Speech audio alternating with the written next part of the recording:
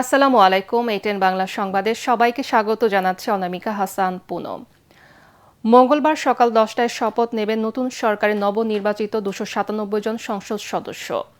জাতীয় সংসদ ভবনের শপথ কক্ষে তাদের শপথ পড়াবেন প্রধান নির্বাচন কমিশনার এএমএম নাসির উদ্দিন।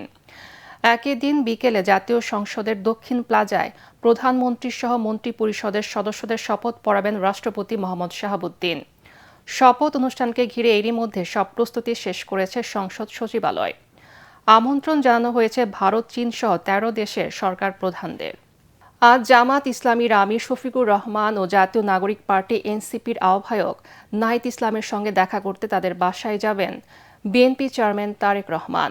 নির্বাচনে বিজয়ের পর তার এই পদক্ষেপকে সংঘাতের রাজনীতির অবসান ঘটিয়ে ইতিবাচক ও সৌহার্দ্যের রাজনীতি প্রতিষ্ঠার ক্ষেত্রে বড় পদক্ষেপ বলে মনে করা হচ্ছে। সন্ধ্যার দিকে প্রথমে বসুন্ধরা আবাসিক এলাকায় জামাতে আমিরের বাসায় যাবেন।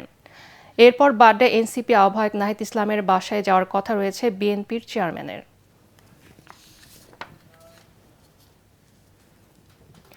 কারচুপি করে 32 আসনের স্বল্প ভোটের ব্যবধানে জামাত জোটকে হারিয়ে দেওয়া হয়েছে বলে অভিযোগ করেছেন জামাত ইসলামীর সহকারী সেক্রেটারি জেনারেল ও 11 দলীয় জোটের লিয়াজো কমিটির সমন্বয়ক হামিদুর রহমান আজাদ।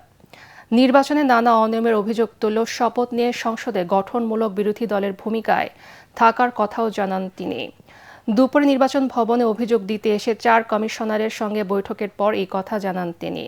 হামিদুর রহমান আজাদ বলেন, বিভিন্ন আসনে ভোট কারচুপির অভিযোগ করা হলেও তড়িঘড়ি করে গ্যাজেট প্রকাশ করেছে নির্বাচন কমিশন। এছাড়া নির্বাচনে অসঙ্গতি ও প্রতিহিংসার প্রতিবাদ জানাতে আগামীকাল বিকেলে বায়তুল মোকাররম থেকে বিক্ষোভ মিছিল করবে 11 দলীয় জোট। ভোট গ্রহণ সূচনা সুন্দর হলো, সমাপ্তি সুন্দর হয় নাই।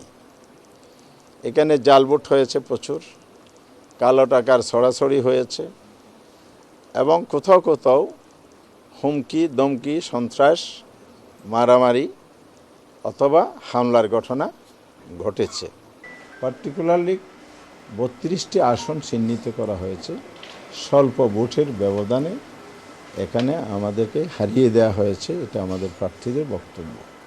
সেখানে আল্লামা মামুনুল হক সাহেব, বাংলাদেশ খেলাফত মজলিসের যিনি প্রধান, জামাত ইসলামী সেক্রেটারি জেনারেল অধ্যাপক মিয়া গোলাম পরোয়ার আসন, ঢাকা 8 আসনের নাসিরউদ্দিন পাটোয়ারি, এই নামগুলো আপনারা জানেন, চিনেন, এই জন্য এগুলো বললাম। এই জন্য এই ধরনের আরও অনেকেই যেগুলো আমরা তালিকা জমা দিয়েছি, কমিশনের কাছে বলেছি এগুলো রিকাউন্টিং করা হোক, পুনর্গণনা করা হোক।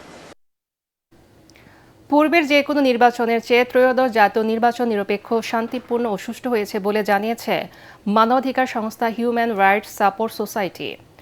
সংস্থাটি বলছে, এবারে নির্বাচনের তফসিল ঘোষণার পর থেকে নির্বাচনের পরদিন পর্যন্ত 7 শতাধিক সহিংসতার ঘটনায় 10 জন নিহত হয়েছে। আহত হয়েছে প্রায় 2500। জুলাই গণ আন্দোলনের রাজধানীর রামপুরায় 2 জনকে হত্যা ও কার্নিশে ঝুলে থাকা যুবককে গুলি করার মামলায় রায় আগামী 4 মার্চ। আন্তর্জাতিক অপরাধ ট্রাইব্যুনাল 1-এর চেয়ারম্যান বিচারপতি গোলাম মর্তুজা মজুমদার রায় ঘোষণার এই তারিখ ঠিক করেন বলে জানিয়েছে প্রসিকিউশন। মামলায় ডিএমপির সাবেক কমিশনার হাবিবুর রহমান সহ 5 আসামি পুলিশ সদস্য। এদের মধ্যে একমাত্র গ্রেফতার এএসআই চঞ্চল চন্দ্র সরকার। গত বছরের 7 আগস্ট এই মামলার আনুষ্ঠানিক অভিযোগ জমা দেয় প্রসিকিউশন। 18 সেপ্টেম্বর অভিযোগ গঠনের মাধ্যমে আনুষ্ঠানিক বিচার শুরু হয়। গত 3 ফেব্রুয়ারি রাষ্ট্র ও আসামি পক্ষে যুক্তি তর্ক উপস্থাপন শেষে রায় ঘোষণার চূড়ান্ত তারিখ নির্ধারণের জন্য 15 ফেব্রুয়ারি দিন ঠিক করেছিলেন ট্রাইব্যুনাল। ওই দিন আসামি চঞ্চলের খালাস চান তার আইনজীবী। অন্যদিকে মামলার 5 আসামির সম্পৃক্ততা স্পষ্টভাবে প্রমাণিত হয়েছে দাবি করে আসামিদের সর্বোচ্চ সাজা চায় প্রসিকিউশন। খেলার খবর। নানা জল্পনা কল্পনা শেষে চলতি টি-20 বিশ্বকাপে সন্ধ্যায় মুখোমুখি হচ্ছে ভারত পাকিস্তান। বাংলাদেশের বিপক্ষে আইসিসির অনিয়মের বিরুদ্ধে প্রতিবাদ করে ম্যাচ বর্জন করার কথা জানিয়েছিল পাকিস্তান। অবশেষে দীর্ঘ আলোচনার পর ভারতের সঙ্গে খেলতে সম্মত হয় তারা। কলম্বোর প্রেমাদাসা স্টেডিয়ামে সন্ধ্যা 7:30টায় শুরু হবে চিরপ্রতিদ্বন্দ্বী 2 দলের মহারণ।